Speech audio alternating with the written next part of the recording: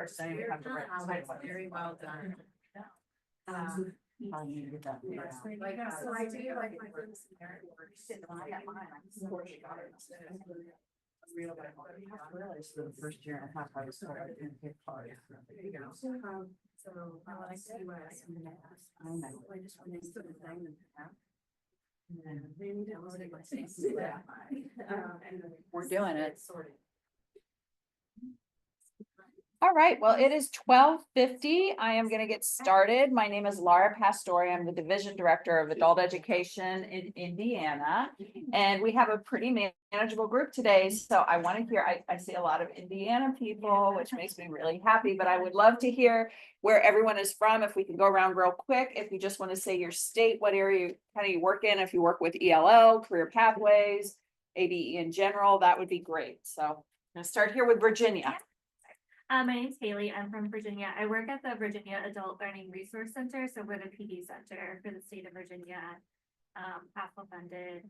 And I'm the ESL specialist. So I do a lot.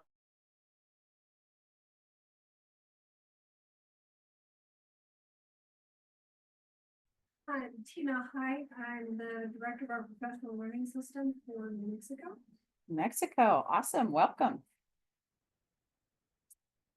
Maria Lopez, born in Indiana, and I work with both ABE and ELL. I oversee the classes and our teachers and placement process. Great.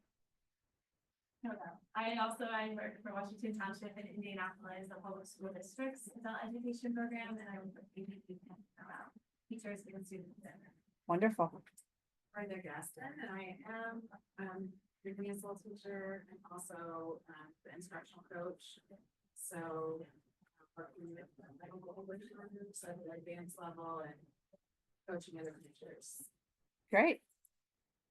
Javier Espinosa with the Urban ISD from the assessment specialist. Awesome. Sophia Roman with Urban ISD and the data. Great. Hi, Sheree Bowles, instructional services manager. Awesome. Welcome.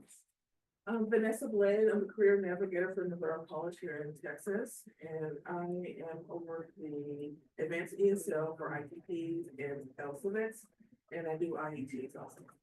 Wonderful. Hi, I'm Marisol. I'm here in Dallas. I work with Catholic Charities Dallas with the refugees. We teach English. Good morning. It's still morning. My name is Angela Franks. I'm the transition specialist at a University City School District, just suburb in St. Louis. Welcome. Hi, and I'm Chef in Indiana. I teach ELL and then also the professional development facilitator. My name is Benjamin Hook. Working for a free county program in Omaha, Arkansas.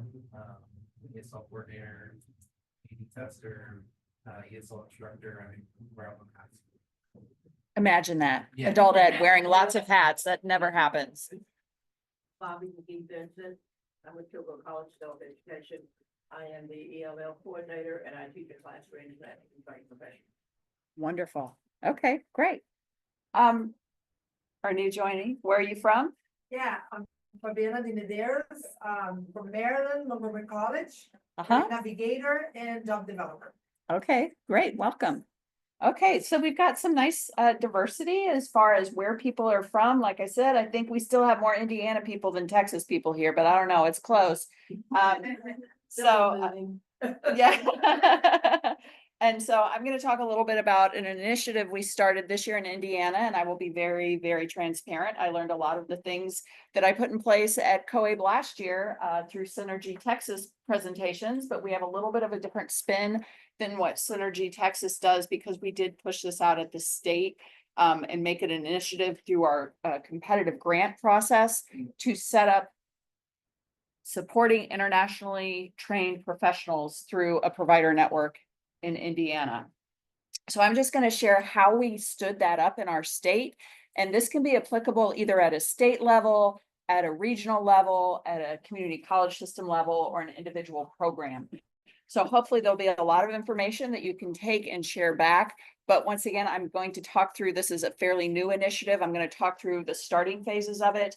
And then we're going to talk a little bit about some of the challenges and opportunities that we experience. This is a fairly new initiative in Indiana. I'll just be real honest, at the state level, we have not previously focused on internationally trained professionals until a year or two ago. So I know in some states like California, New York, Washington, Virginia, Texas, this has been ongoing work for several years, but it's fairly new to our landscape in Indiana. And I'm going to go through some of the demographic shifts within our student population that really drove us to make this change and stand this initiative up.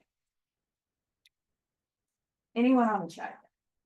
Oh, okay, good. I was so excited that we got the hybrid working and there's actually people there. So I think I'm supposed to use this, but we'll see. Okay, we'll get going.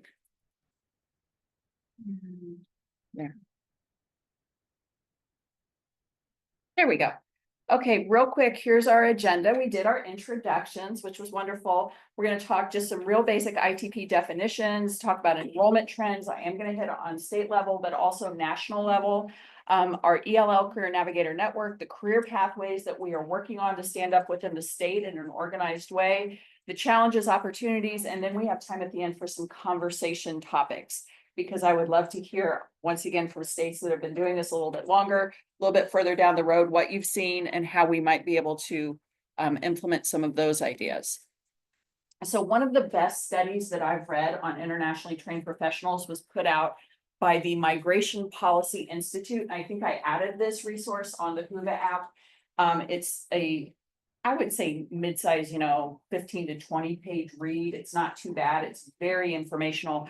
Talks a lot about the opportunities that exist within our country, state by state, state level data on the internationally trained professionals who are not fully employed, not fully engaged, and not utilizing their knowledge, skills, and expertise to the fullest ability in the employment sector.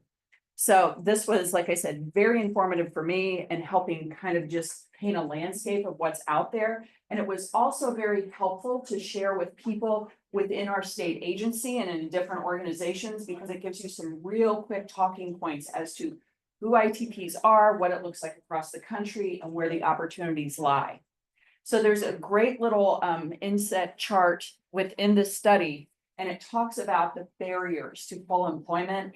And it said the strongest single predictor of underemployment among college educated immigrants is the level of English language proficiency. And one of the things that we've looked at in Indiana is it's not just speaking English, it's the level of English needed to fully integrate into those professional level jobs. So while we have NRS levels 1 through 6, that NRS level 6 isn't always high enough to be fully fluent and to function within a professional level job or business environment or healthcare environment. So those are some of the talking points we've used with our stakeholders in the state. It's not just getting to functional English, it's getting up to what we call professional level English. And there is a very big difference between what we see in the scope of instruction and the assessment level and NRS and what is needed to be functional in a job place with a higher level degree. Has anyone read this study, seen this study? A couple of you? If you haven't, I would strongly recommend it. It's really informative and it's very clear and helps paint a nice picture. Okay, so another great little chart that was part of this study is talking about recently the higher level of education immigrants are bringing to the country. So the best way to look at this is to start in 1990. That's the blue little lines. And it says, US born 20% had a bachelor's degree. All immigrants, 20% had a bachelor's degree. Recently arrived immigrants, 27% had a bachelor's degree. Fast forward to 2019, you can see some pretty dramatic shifts. So everybody's made some gains as far as bachelor's degree, but your recently arrived immigrants have shot up to almost half of them. Almost half of them. Now, I will tell you, it is very difficult to get good data from the census because of the challenges that we all know are inherent in collecting data, not only among internationally trained professional immigrants, but all immigrants. So I always take it with a grain of salt, but if they're using the same study with the same methodology roughly, then we can look at this trend and say, wow, that's pretty dramatic. Does anyone have any thoughts why that shift may have happened? Yes. A lot of countries pay for their education. A lot of other countries pay for their education. And people who have a higher income in their native country with higher levels of education have more agency, more mobility, the option to do things that people with maybe lower incomes or lower education levels do not have.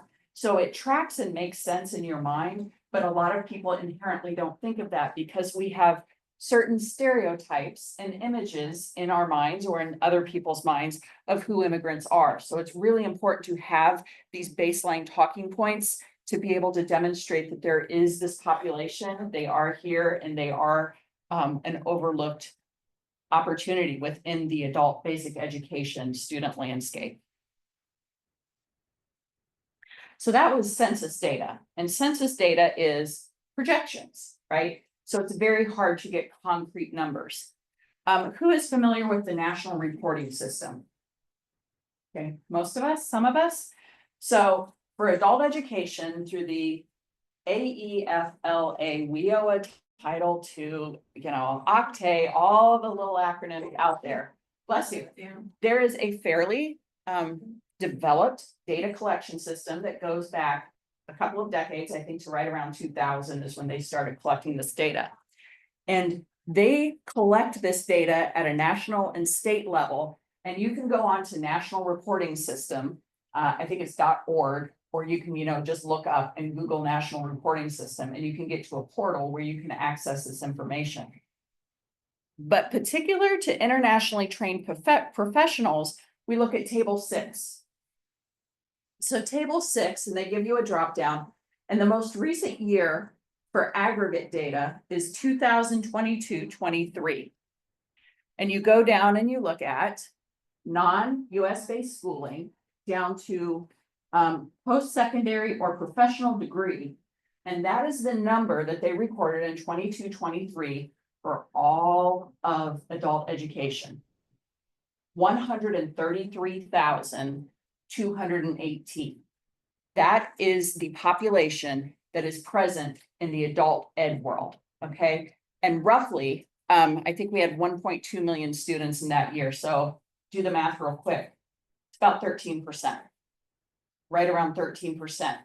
So more than 1 out of every 10 adult education students participating in our services is an internationally trained professional. Now, there is some variation in there. You could be looking at an associate's degree, because that is a post-secondary degree completed. You could be looking at a bachelor's degree, or you could be looking at what you would consider a professional level degree, a doctor, a lawyer, a judge, graduate level degree. So there's variation within that number, but that is a concrete number of 133,000 students that we know about throughout this country within adult basic education. This is what the trend line looks like from 2017 to 2023 at a national level. Okay, so I highlighted that 133. I'll just be real honest, they haven't released any of the aggregate tables for the NRS for program year 23-24, but I did have a way to go in and look at every single state. So I pulled every single state and I came up with a total of 161,000. So that's for 23-24. And I think we're at 1.5 million students roughly. So we're pretty close to that 12-13% mark as well. But it's commensurate. So that is a population that is fairly static. It is there. And as our student population grows, this population grows. So we're at 161,438. I went ahead and broke it down by state because, like I said, Indiana, we're not California, we're not New York, we're not Texas. We don't have these populations at the level of some other states that are much, closer to the border, have a much higher presence of immigrants within their state population.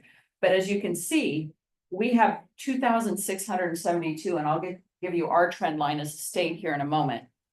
But I looked at it in total enrollment, and this is part of my slide deck that's up on Whova, so you don't have to pull this, but if you want to, you can. But the ITP percent of total enrollment was really interesting to me.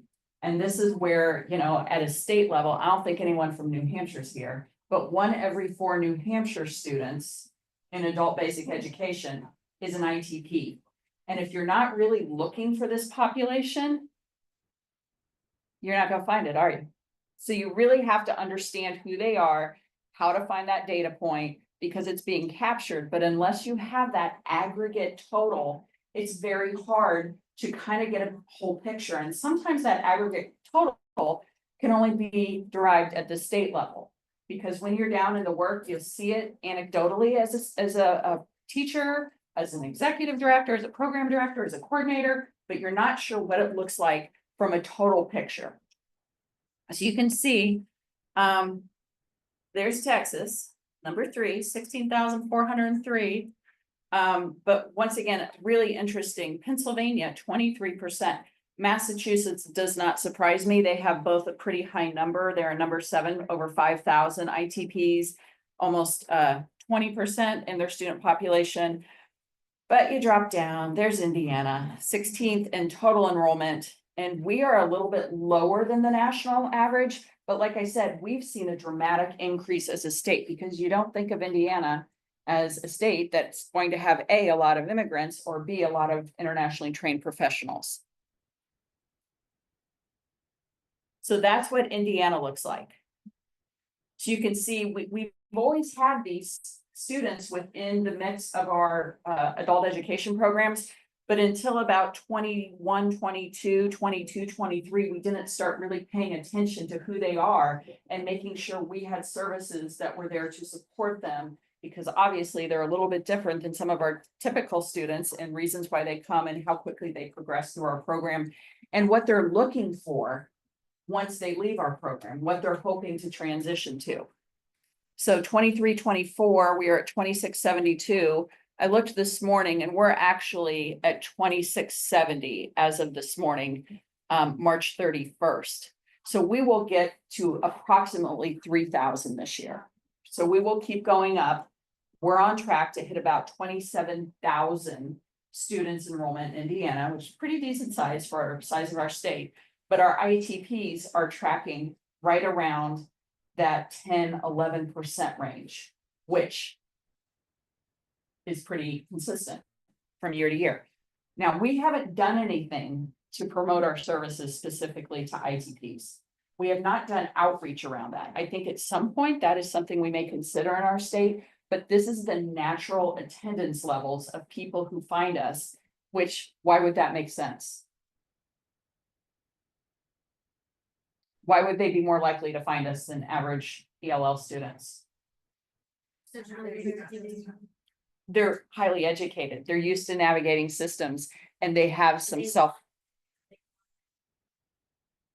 Exactly. So anything in our chat?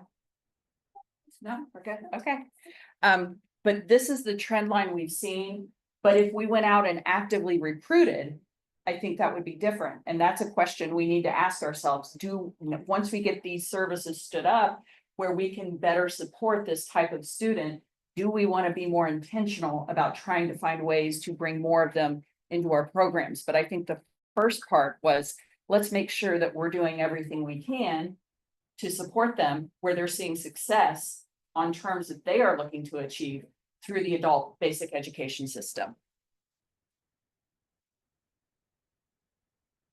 So we decided to establish an ELL Career Navigator network, because like I said, we weren't really thinking about this population until the last couple of years. We hadn't pulled together resources. We hadn't done research into best practice. We didn't know who we were serving or how best to serve them. So we decided to pull together an ELL Career Navigator network to bring in individuals throughout the state at programs where we know there's a concentration of ITPs, and figure out as a group, how do we put this together in a way that makes sense at a program level, at a student level, and can be supported at the state level. So we did some research. So those are the bridging borders, building careers. Letty's right here. She did this last year at Nashville. Like I said, I attended a couple of Texas presentations. I did some research into what California was doing in this space. I did some research into what's happening in Minnesota because they have a very strong adult education program. And you could spend a lot of time, but I just wanted to highlight some of the resources that I used to help inform what was already happening.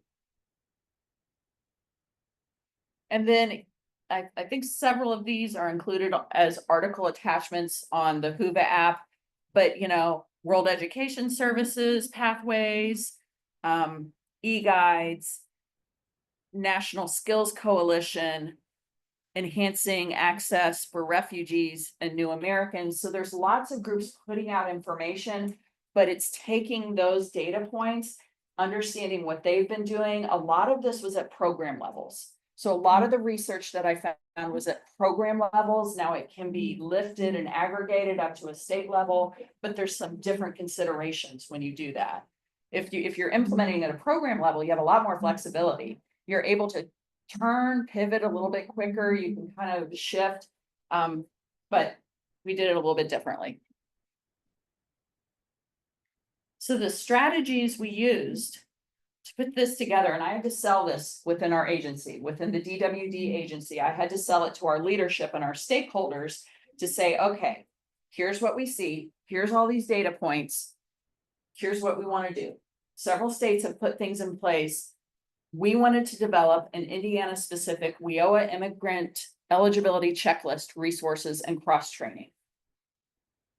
That's been done in Michigan, Illinois, Utah. I'm not going to remember all the states, but it's been done in a handful of states where they used a national skills coalition kind of template framework on being very clear and intentional that WIOA Titles 1, Titles 3 can serve any immigrant, just like we have open serve in many ways. It was Title 3, not as much Title 1.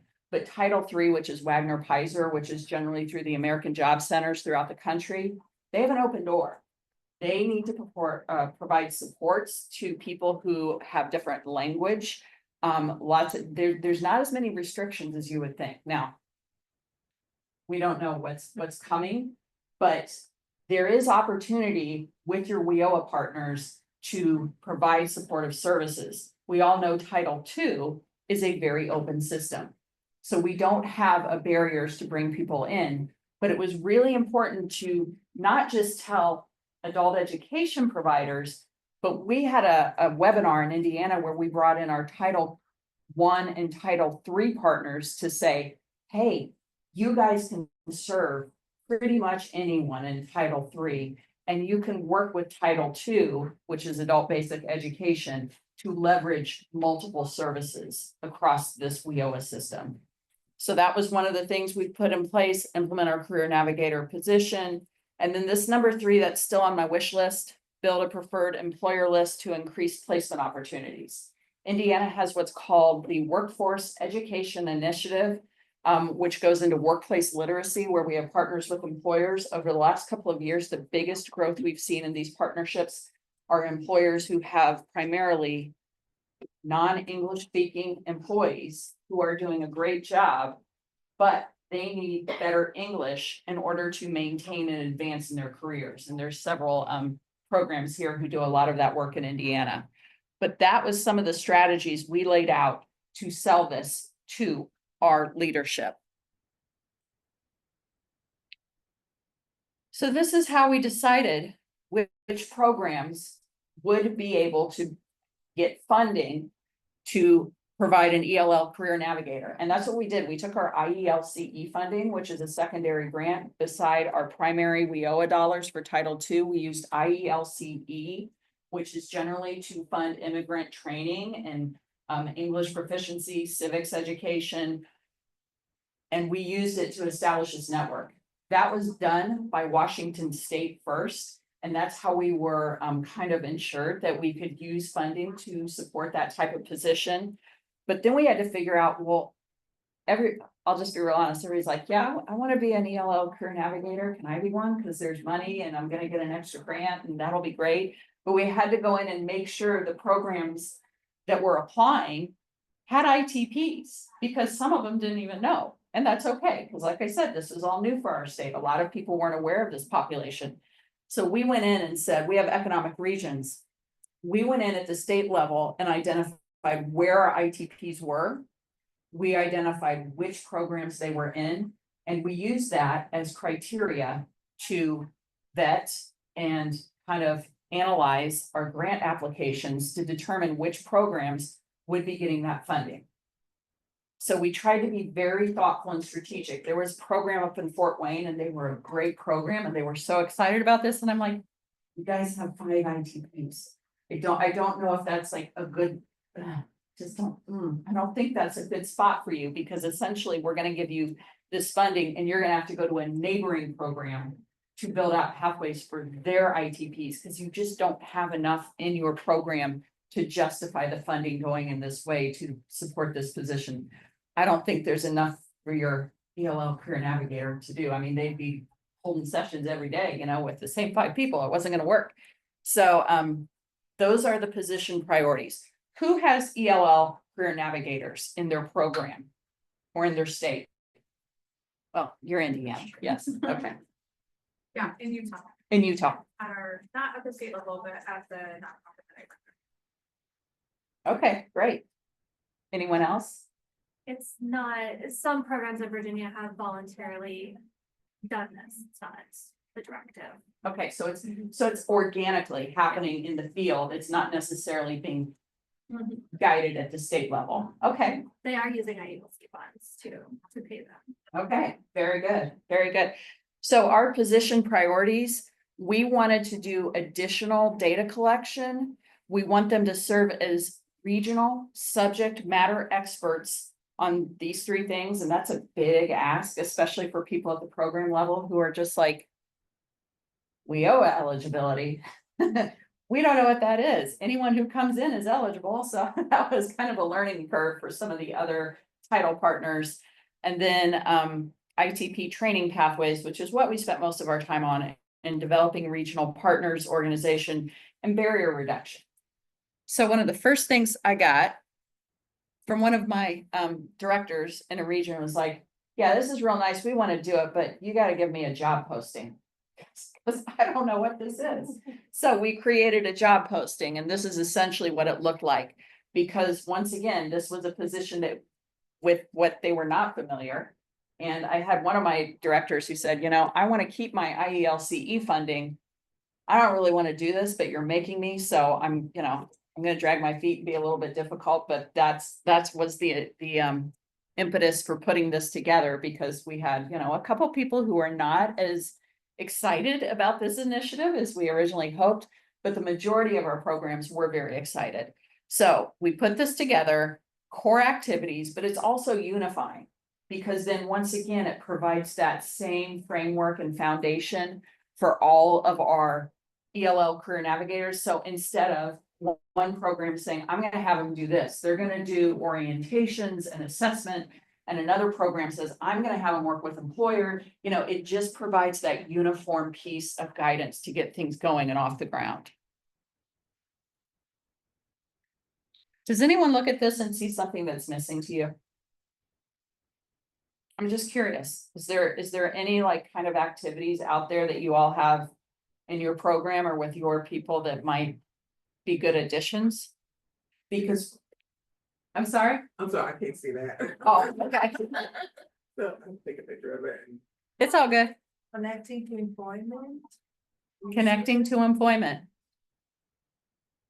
Some more specific language on correcting to employer or connecting to employers. That's a good one. Once again, we're learning. We're trying to figure it out. Oh, I'm a career navigator, Uh-huh. so basically, I provide career readiness classes and connect to employer. So I invite employer to come to our classes Mm-hmm. and they share their career pathways, they share, you know. I don't. It's all right. So I invite employers, so. And they join our class, they share the career pathway with the students and everything, so they meet the students. After the students getting the certification. I connect them to the employers, so the employers hire them. Mhm. This is basically what we do. Very So nice. I have a pharmacy technician, phlebotomy, IT. So with the pharmacy, I called all the pharmacies, talk to them and invite them to come to our class.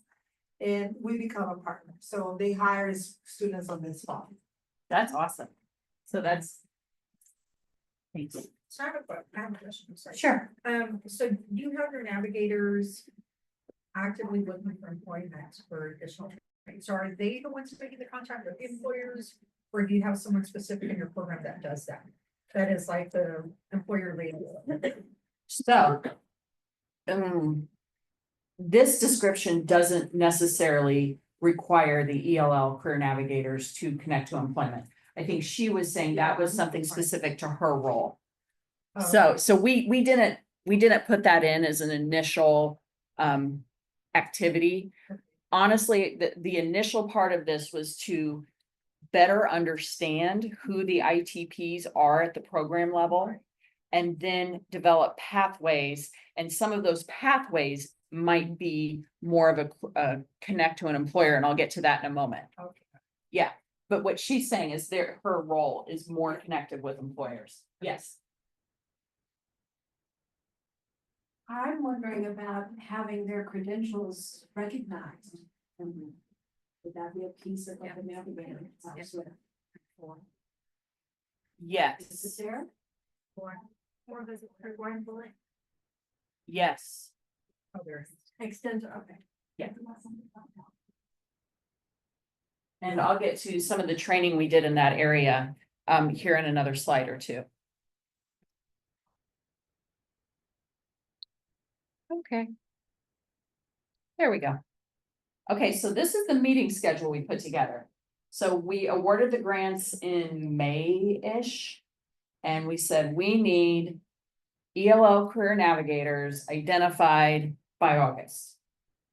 And so for a lot of our programs, this was using some of that funding to extend someone who was already on staff to either additional hours, or actually some used it to create full-time positions. So you could have had a career coach, an orientation person, career navigator, a teacher, a highly skilled teaching assistant that took this on, and then they were able to make the position full-time.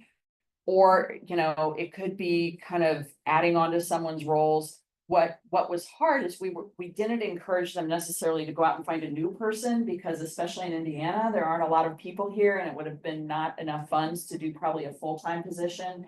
And just bringing in someone new who doesn't understand adult education and then adding this layer on top of it was really challenging. So it was really to extend the work of people within the program ideally, and that's how a lot of it was used. So it wasn't that a lot of them had to go out and find a new person, but they really did have to do internal vetting and internal posting to figure out who might be that good candidate for this. So we started out in August, and we had a WIOA eligibility for all. And Amanda Bergson-Shilcock from the National Skills Coalition modified a presentation and did that presentation for us, and she is an exceptional professional. If you need someone to talk about, you know, WIOA eligibility across titles, reach out to her at the National Skills Coalition, because she does phenomenal work. She's very knowledgeable, and she set that up, and we kind of kicked that off as a learning series in August for our ELL Career Navigator networks, but we invited people from all WIOA titles to get them on the same page as far as serving immigrants and ITPs. So in September, we did network development, and we had a panel of our WIOA partners, and these were virtual meetings. August was a virtual meeting, September was a virtual meeting. We discussed data collection, and then in the end of September was the IEECE conference. I did a presentation to all the people who could come on our enrollment trends. You can see in October. At that point, we'd had several large-scale virtual meetings where there were like 15 to 20 people in the virtual meeting, and you know, it kind of gets a little bit crazy because some people's cameras are on, some people's cameras are off, other people are talking, someone never says a word. So I decided we needed to do a check-in with our programs and our ELL Career Navigators in October, just to kind of really see what was going on. So we did a couple of large-scale meetings, virtual meetings. We had the September IEECE conference, but not everybody could attend. And we had the WIOA eligibility for all. And then we did one-on-one check-ins to really talk about what was happening in the individual programs. In November, we had another group meeting.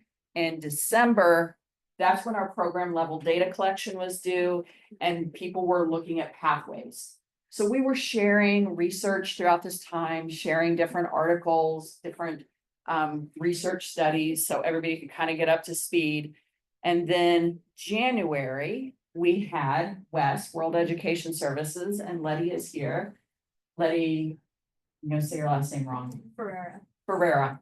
She came and did a wonderful presentation on credential evaluation.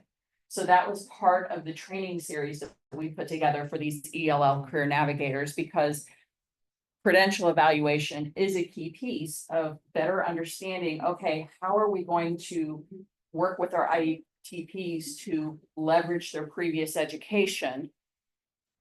And then February, we did small group, and then March. Just requested a session like that for our Dallas County Consortium. So maybe Letty, you can travel with that session. Probably show.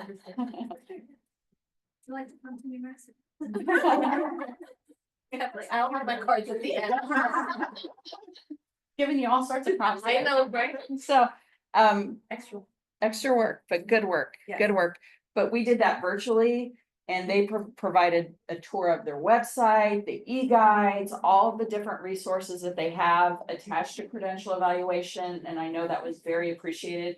But once again, you have to kind of build some of this because it's too much information all at once. So that's why we really had a schedule that we built this out. And then, you know, I'm going to share some of the pathway work that they all did and submitted as far as in March.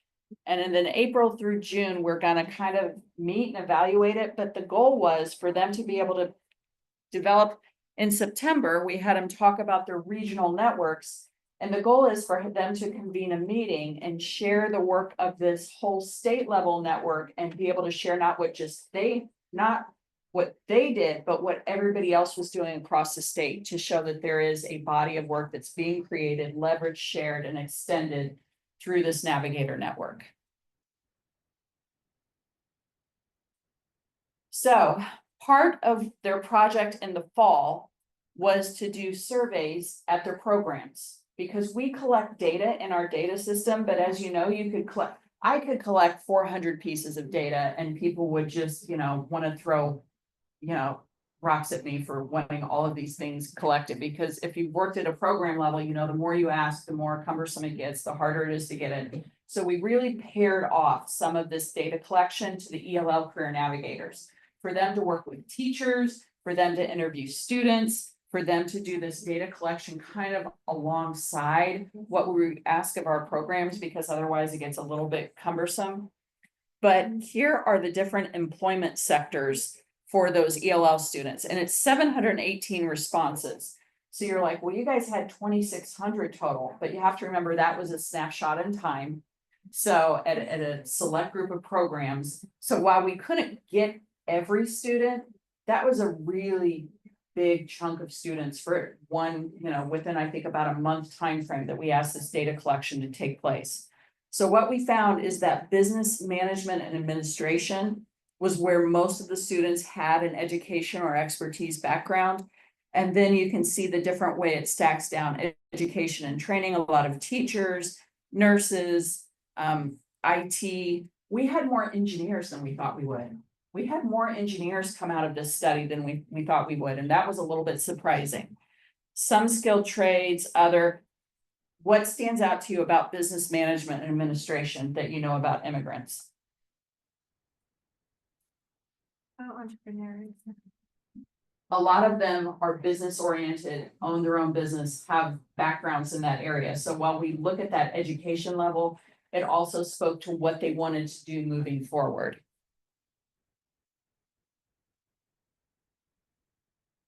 Barriers to employment. So while we saw that in the Leaving Money on the Table study, we now have 856 responses where 413 said English proficiency. That is by far my biggest barrier, English proficiency. Lack of U.S. license, certification, and once again, this is all original data research that was done in the fall with this Navigator network. Lack of connecting or job search skills, just understanding where to find things within the US system, what resources, and with, the internet, everything is so fragmented. It's very hard for them to kind of figure out what the process is, where the connections are. Lack of childcare, we really thought lack of childcare would be much higher. And lack of transportation is at 28. We thought that would be much higher because if you've ever been to Indianapolis, and hopefully you get a chance to go to Indianapolis next year, because that's where COAB is going to be. But Indianapolis is very spread out. Now, our downtown is great, it's very condensed, but in general, there's no mountains, there's no big bodies of water. So, the sprawl happens in all different areas. So transportation, we do not have a great centralized transportation system. We don't have a DART, we don't have a train, we have buses that aren't, I'll just say it, functional in all areas of the city. So we thought those would be higher, but they weren't. Which is, That's a quick question. Did you look at gender at all? I'm wondering about the childcare being so low. we could pull gender, we could match that back. We generally have a higher percentage of women. Yeah. So the just gender wondering. wasn't, I'm not sure why.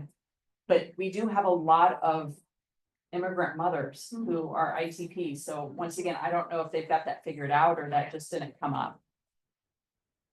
So here's our employment status. And what we really wanted to understand is, were they doing any work attached to their sector of expertise or education?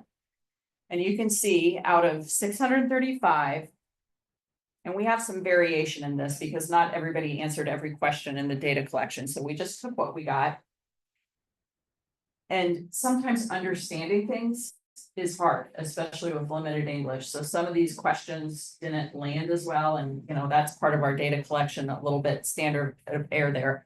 But only 49 out of 635 were fully employed in their education area. So that tells us, and this is not, tiered with English proficiency. That's a very small number. So 81 were underemployed, which means maybe they're doing part-time or they're doing a job that's below their education level. And then 271, by far the biggest number, are employed outside of their education area. So you can see there's 50 not in the labor force, but that 185 unemployed surprised me, because you generally see, especially with refugee students, a higher employment level. So we did have a significant number of students who were unemployed when they came to the ABE program. So this is, like I said, in that mid-fall timeframe. Any thoughts on this at all, or what you all see in your areas? Quick question. Did you ask about desire to be employed within their education area? Because I know that that's also something we've encountered with our coaching is sometimes they're actually not interested in what they did in their home country and they want to pursue other. I'm not sure if we asked that specifically, so that's a good point to bring up. Because yes, just because you're a teacher in your home country, when you find out how much they make here, you may. But Letty. I just wanted to add on the English, the previous one with the English being a barrier. English, of course, is a barrier, but something that I found interesting working as a career navigator, especially with internationally trained professionals who are at level 3, 4 ESL already, is that they would score themselves really low on their own English. only because their English level didn't match their native language level, right? So the vocabulary level that they had as a doctor or a lawyer wasn't there in the US, so we would consider them high level English. So that's always an interesting thing. Like, I don't think you can capture any specific way in the data, but to like have in the back of your mind of like, if they're scoring themselves, what they're comparing themselves to is being a doctor in another language, right? So. Interesting. That's a great point. Yeah. And that's the English level. See, that's nice. It segues right into this. I appreciate that. So you can see. And not to confuse it, but the state totals is the percentage of ITPs by every ITP in the state. The one in the bar is from the different data collection, the survey. So we had 708 responses from the survey, and you can see TABE Class C Level 1, 210. And that is what we see as a state. You can see 644 as a state with our ITPs. That is a common misconception, that if someone is highly educated in another country, that they come here and they automatically have some type of English proficiency. And that is not always the case, but people make that connection somehow in their mind. So Class C levels 2-3, 173, 4-6, 219, and then obviously we have people transitioning into TABE and in the ABE side. So this is what it looked like, but yeah, that was something we had to do internal education within our state agency, because one of our higher up employment, I don't even know what his title is, but he's like, why, if they're a doctor, why do they even need your help? Like, they're really smart. Like, you know, so those are the perceptions, that they should have more agency because of the education in their native country or home country. But we're missing this incredible human resource and capital and knowledge and expertise because of this limited English being a barrier. The job search strategy that we use here is completely different from back home. Yes. I never heard about cover letter before Yes. as I get here. Yeah. So it's all different. The way they build resumes back home is different. The way we do interviews, so all those has to be readjusted. If you're not, you know, they can be a doctors, but if they don't know how to look for jobs here is different. Yes. Not even just that, but like cultural understandings. One of our teachers asked their students, like, should you be on time? Should you be a little bit late? Should you be a little bit early for an interview? And overwhelmingly, they all said a little bit late. Because culturally, that's the understanding, but here in the US, that is not the cultural understanding. A lot of culture changes, Yes. So they need to understand that. I want to make sure my students know exactly how, look for jobs here, how to read their resumes and everything, so. That's awesome. Thank you. I appreciate that. All right. Whoops. Go back. All right, let's see. This is the highest education attainment. I don't know about you all, but this was a really tough one, because for some of our students, the US equivalent of bachelor's and associates and it doesn't necessarily line up. So we did run into some data quality questions, because some of the information we were getting, like one of our teachers absolutely was panicked. They're like, I think we did it wrong. I think we did it wrong. They're saying it's this, but I don't think it's this. When I talk to someone else, it's this. And I'm like, just do your best. It's okay, because we're just, nothing's going to be perfect. But, there is a discrepancy in how we gauge education attainment levels, because some of them start college earlier. Some of them are more bachelor's or associates. So there's a lot of variation here. So I just it's okay if we're a little bit off. Just do your best and try to explain it and bridge that gap. But the majority are bachelor's degrees, 63%, 19% associates, and then 18% beyond bachelor's. So I have questions about those, then Wes go in and help you with that. I mean, have you guys covered? So how's that working out with you getting the information and comparing? So we're going to talk on pathways and the credential evaluation. comes into play as you get into specific pathways, because for some pathways, the credential evaluation isn't as critical as others. And, you know, I'll just let Letty know. We'll discuss that here in a few slides, but that's a great point, because it's not universal. The credential evaluation cannot be universally applied. It really needs to be in specific occupations are more, it's more critical for teaching, nursing. There isn't a path. Law, there isn't a path. If you're a lawyer in one country, it's a completely different, I mean, yeah, and doctor and dentist, those are really difficult. So we have to find the common ground where the credential evaluation makes sense and is a great tool. We'll talk about that in a moment.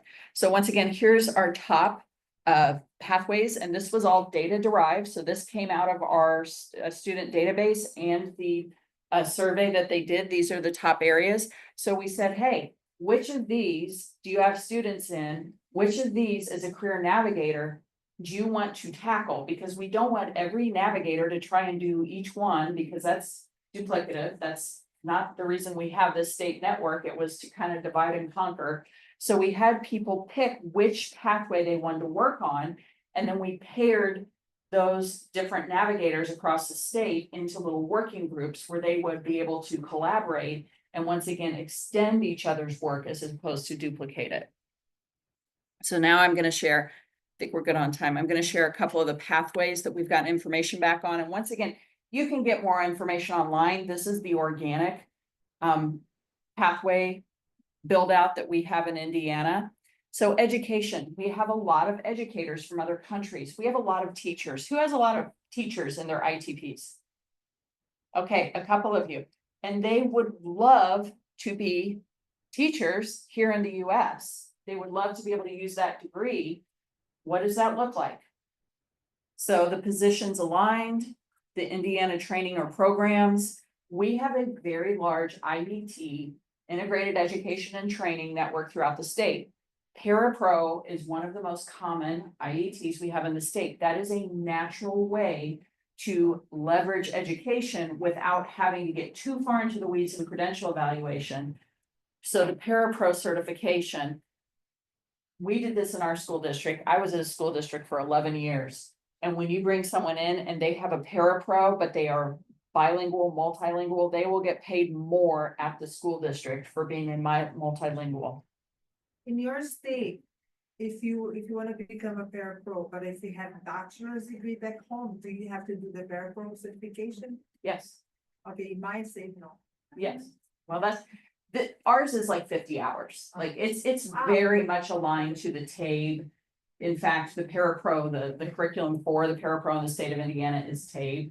So once you're doing that TABE and increasing your English in some ways, it's going to prepare you for that. But in Indiana, I mean, unless they go through the credential evaluation, but in some ways, then they get the training for the school districts on school safety, all the things that are kind of, they have to be required to do anyway. Apprenticeship, we have a big office of apprenticeship. They are now talking about a teacher apprenticeship pathway. That's kind of on the horizon. They haven't done a lot with that yet, but that is part of the mix. Praxis prep. So I'm going to show a slide on our next screen. We found out in doing this work and this research that the Indiana Department of Education has a pathway for non-U.S. graduates. So I'm going to show you that in just a moment. Transition to teaching. So you can do a praxis, pass the praxis exam, do a credential evaluation, suicide prevention, and CPR, and you can apply to get your teacher's license in Indiana. Some people are doing transition to teaching, which is 12 to 18 months. $10,000+ they didn't know about that middle pathway. So that was part of the work that we figured out. So your resources, I'm going to go ahead and forward to this next slide real quick. So, and I'm going to tell you, this is buried 6 pages deep on the Indiana Department of Education website. I don't know how anyone would find it, because someone had to show me twice and give me directions on how to click through to find this, because the titles, I think you can see educators, licensing, non-U.S. graduates, like, and it's on, you know, very dense pages with lots of links. But you have to do a course by course credential evaluation. So it has to be course by course. You have to have some type of practicum or internship with the school district. And then you can only get a license aligned to the area of their previous license. Which means if someone came from Columbia and they taught high school science, they could not come over and teach Spanish. If you do this route, you have to align the Indiana licensing to what the previous type of teaching. You can't flip it based on, because that was what was happening. A lot of people said, oh, I want to teach my, native language. And they said, no, that's not what your license allows you to teach. So when you go in to do this type of pathway, it's really particular. And our students need to understand all the parameters of getting this type of license. But once again, you pass the praxis, and Amy Triple's here from Wayne Township, where they are piloting a praxis prep pathway for internationally trained educators, like right now, right? It's going on right now.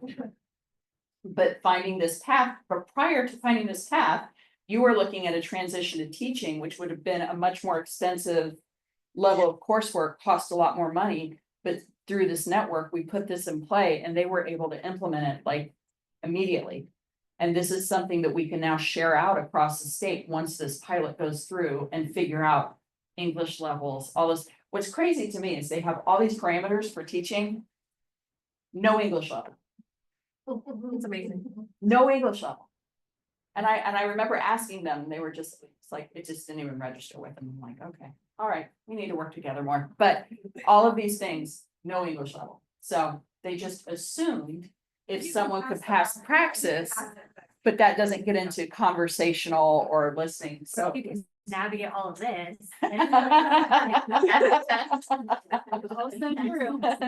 So that is what we are looking at there. Next pathway is nursing. There was a pathway set up in Indiana for nursing. They didn't coordinate with adult education. They have like the Michigan English exam. Has anyone heard of that? The Michigan English assessment is part of that pathway. And we're like, what? But once again, people are doing things in silos and on islands. And so this is what we're putting together. And this one is really interesting. Who knows the Bridging the Gap medical interpreting certification? Anyone? Couple of people. What we found in Indiana is it's a pretty short training. It's like 40-ish hours. And if someone has particularly a health background and they're multilingual, they can get what's called a medical interpreting certification, and they are able to go into the healthcare system and serve as an interpreter. So for someone with a medical background and who is multilingual, this is a wonderful introduction to the U.S. healthcare system, because a lot of that training deals with the laws, HIPAA, how our healthcare system is set up, because it's so different than in other countries. And it gives them a starting wage of like $15 to $20 an hour with health networks. So that is a great introduction into the healthcare system, where they could then get connected to an employer and then move on. CCMA, CNA, once again, those are lower level trainings, but it gives them a credential. We pay for it through adult education. And once again, it introduces them to vocabulary, terminology, our system, all the different things that they would need to have to be successful if they wanted to move up and get back to that original place of education. There's a program out of Columbus that connects with an employer hospital, and they allow them to do volunteer opportunities to get connected to employment, and that they do career fairs, but a lot of it starts off where they have a connection to do volunteer work to see if it's something we want to do. Then that transitions into more programs. Credential evaluation, once again, high school credential, professional English, and then NCLEX prep. Once again, this is the building out of the pathway. So this is where we started. And class, is a certification for nursing, right? Yes. Yes. Okay. And So praxis for teaching is like NCLEX for nursing. So information technology, actually, this is one of the most clean cut ones. If you have a certification in a specific area, CompTIA, cybersecurity, networking software, Google certs, Cisco certifications. But once again, it's getting that English up and getting it contextualized, a lot of Burlington English, ed tech, and it's hard to say. So these are all the resources for the information technology. All right, this is one we're really excited about, business management entrepreneurship. So we have a new governor in Indiana. However you feel about that, one of his new initiatives is called the Office of Entrepreneurship and Innovation. And so we were just fortunate enough to be lining up the co-ed class that Nikki Nolting here took to better understand how our students could get that entrepreneurship certification. So we've got that laid out as a pathway, and we've got that piloting in a couple of programs right now. But that helps them with business ownership. I think we looked at QuickBooks. I know Warren Township is looking to put this in place as far as a pilot for the Career Navigator Network. But we are really excited about this because we know this is an area a lot of our students have interest. It's hard to navigate. It's hard to figure out what the rules, regulations being incorporated in Indiana. One of our pilot programs found a donor to pay for incorporation for students who complete the course. So they are able, as they complete the course, to become incorporated in their business model. And it's not all ITPs, but it is definitely meant for ITPs too. So we connected with the Indiana Small Business Development Center, and we have this agency, what's his name? What was his name? Dave Bittner.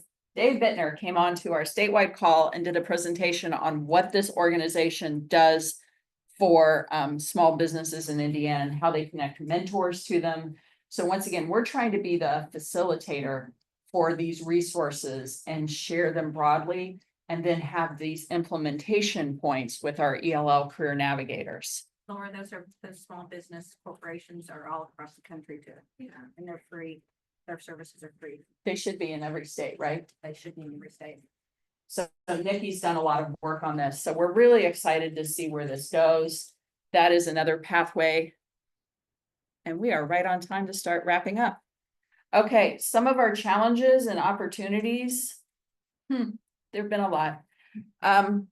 So I was all excited about this. I'm like, this is the best thing ever. We're going to bring ELL Career Navigators. And there were some people in our field that were like, do we have to? And so that was a little bit, wah wah. You want everybody to be excited about things as you are, but that's not always the case. Challenges is we just had a lot of varying degrees of buy-in, of knowledge, of experience. And I'll be real honest, some uneven participation. We had a couple of career navigators where we had not just staff turnover, but director turnover. And then we didn't see him for like 3 months. And we're like, what happened, y'all? So you don't want to be punitive, but at the same time, we had some people who were ready to run, some people were ready to walk, and some people just fell off the face of the earth. So, that's really hard to try and manage all those different kind of ambition levels within the network, because we had 10 programs and 10 navigators. So that was maybe a little bit bigger than we should have started, but we were being ambitious. So opportunities, we did get a lot of cross program collaboration, cross-regional collaboration that people were operating in their own little silos before, and this gave them a chance to not only have someone they could talk to, but know that this work was being done in other places and other spaces. I think we saw a huge learning curve, and we brought a lot of knowledge to a fairly widespread group of people in a short amount of time. We've really elevated the awareness of these students within our programs and within our state. And I'll be real honest, a lot of our programs are hiring ITPs. Like, now that they're aware of who's in their program, probably one of my first experiences with it was 7 or 8 years ago. working in a program, and we had a student who has a high-level finance degree from Egypt, and he was the head of a bank in Egypt, and then because of political turmoil, had to come to the US, and he didn't speak English, so he was a busboy at a nursing home. And he did that for a couple of years, and then he came to our program, and we hired him on because, of course, you know, he's a very, very intelligent, capable man, but people didn't understand anything about him, and the finance systems are very different country to country, so a lot of that doesn't translate. Like, you know, you can do credential evaluation, but the systems don't translate very well. So he's been able to get good employment, but a lot of our programs are hiring these individuals as teachers, teaching assistants, career navigators, IET, teachers, trainers, and we have several in our ELL Career Navigator network that are ITPs, because that makes a lot of sense. But just elevating the awareness of who these students are and what they bring to the table, I think has been a benefit. Okay. Conversation topics. I just threw this out there because some of this is a little bit up for debate and discussion. And I don't know how far we want to go down that road, but I just thought I'd let people kind of give their thoughts. The ELL Career Navigator placement in Michigan and Illinois, that is with the American Job Centers, which is commonly Title I or Title III. I'm a pretty staunch advocate for having them be placed in adult ed because that's where students enter the system. But I don't know what you all see in your states, counties, areas. Thoughts? So I'm here in Texas, and so we have 3 different counties that we are serviced. So we do Navarro County, Ellis County, and Coffee County. And we just are getting started in the ITPs. And so the way we're set up is that with me and the Career Navigator, we have the ESL, the HSE, and then career pathways. And so we look at once students exit out of the ESL level from the best test, they get an exit level or advanced level, then they transition into either our civics class for those who do not have a credential or a degree in their native country, and those who do go into our IEP program. Okay. That's where we're getting them. We have a couple of students who are just getting started with their ITP program, so right now it's rough. Yeah. But that's the direction we're going in, and so we just. Okay. So you're talking about the structure within the adult education. That's great. Thank you. Appreciate that. Any comments for? No. Okay. Oh, thank you. Oh, okay. That's nice. That's nice. I know some people are challenged when we say in Indiana, we recommend they get a high school equivalency diploma. And I know for some people that they struggle with that. But we do simply because of the English proficiency that comes with it and the US credential that allows them to access a lot of opportunities within our systems. Because for some of them, they can get that US or they can get their high school credential translated. Some of them can't because of the situations in their countries. So one thing I would like to see is extended time on the timed HSE exams, GED or HiSET, but we do. And that's federal legislation. Part of the federal legislation is directly, it's very intentional that the path should be to get a high school equivalency diploma once they enter the programs. But from my standpoint, from a lot of the people in Indiana, we just want to give them as many free tools because we see a lot of them exit our programs and pay for English that they could have gotten if they stayed in our ABE program and then pushed on towards that high school equivalency diploma. But I know not everybody feels that way. They feel it's duplicative. They think it's, you know, looking down, but we just try and think about as many free services that we can provide to equip them as they transition out. So.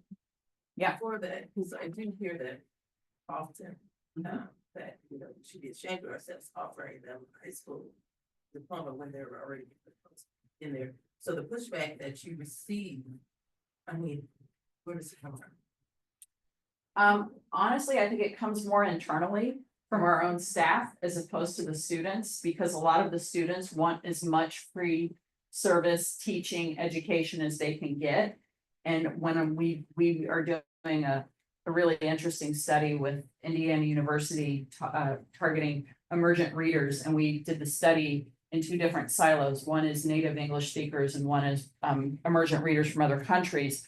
But they want that U.S. credential, that high school credential, because it's just one more thing that they have that demonstrates their Right. commitment toward education and being fully integrated. But we get pushback from a lot of the staff, and I've gotten pushback from colleagues in other states saying it's demeaning, it's condescending, and I'm like, nobody's saying they aren't smart, you know what I mean? But that's where some of the pushback comes from. Yeah, so I guess I see the, easier navigators for them, once they acquire that. And especially if it doesn't take them as long to acquire, because, for us, Spanish, right? Yeah. And so they could possibly go in there and get it in a matter of a month or two. Versus trying to challenge getting the transcripts and everything from the country and going through. And that. paying hundreds of dollars. So, Correct. so yes, to your point, I mean, I think it's an education, but I've worked with, a lot of ITPs and colleagues from other states who are very turned off by US limited recognition of outside credentials. And while I fully agree, there is also the reality of who they will deal with, and Right. not everybody's going to be able to navigate the translation of it. Go ahead. So they get their high school credential and then get their transcripts evaluated? Transcript evaluation would be just for for the specific pathways where the credentials are accepted. So you can get a high school diploma credential translated, Okay. but we do more work in the post-secondary credential evaluation and transcript. Okay, so what I'm asking is, they come with a university college credential. Mhm. And then they go through and get a high school, They can get a US HS. high school diploma. Mhm. And then they go and get their credential, foreign credentials evaluated. Mhm. And then, okay. Yeah. So they go to work then with that, or go to another pathway with that. So the credential evaluation makes the most sense, and once again, we're trying to find ways to pay for it too, because it is very expensive. So the teaching pathway, they could go all the way through, and we don't require them to get a high school equivalency diploma. That is a suggestion, it's not a requirement. But they could go all the way through, get that high school equivalency diploma, pass that exam. We would recommend in English, but we accept Spanish, or that's really the only other language they do. And then we would have them either do the praxis prep or the parapro, and then they could get their teaching credentials evaluated and translated, and then use that credential evaluation to go into that pathway. I was just gonna add that I think this conversation speaks to when we're like these. It's nice to have a framework, an idea of where someone can go, but it's so individualized, which is why the navigators are so important. Yeah. So where are people at, where are they going?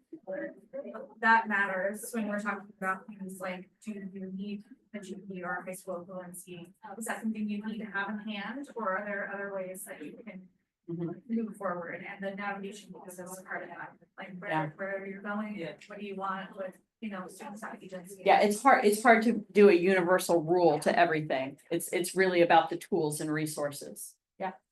How have you found that they?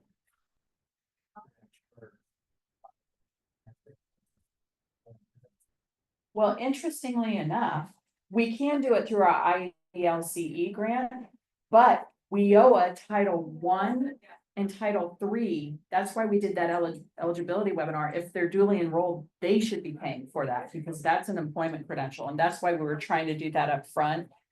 But they should be paying for those types of services to get them employed. Should. And I think that's I'll put it in the chat for this presentation, but we did like a blog that explains how different states and organizations have used different types of funding to be able to pay for this, so I can put it in there. Oh, yeah, thank you. Yeah, I got Letty here to do all that extra stuff. But you have to remember, we're in Indiana. But some of these states are like Texas, Nevada. They are Idaho. gonna understand those Yeah. types of outside credentials better.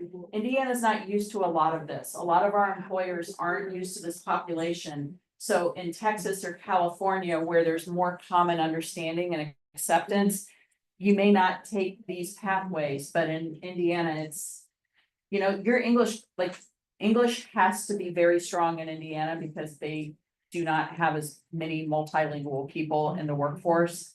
So it's just not, it's not easy to get a job unless you have certain things in place. But we have a couple of enlightened employers. I'm not gonna say we don't, but in general, for our students to be well prepared, we want to give them everything we can. And that, I think, is all I have.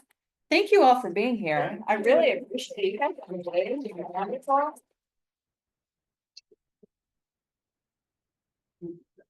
And Letty's here with her cars. I have my cars. If anyone needs anything, thank you. I actually have them.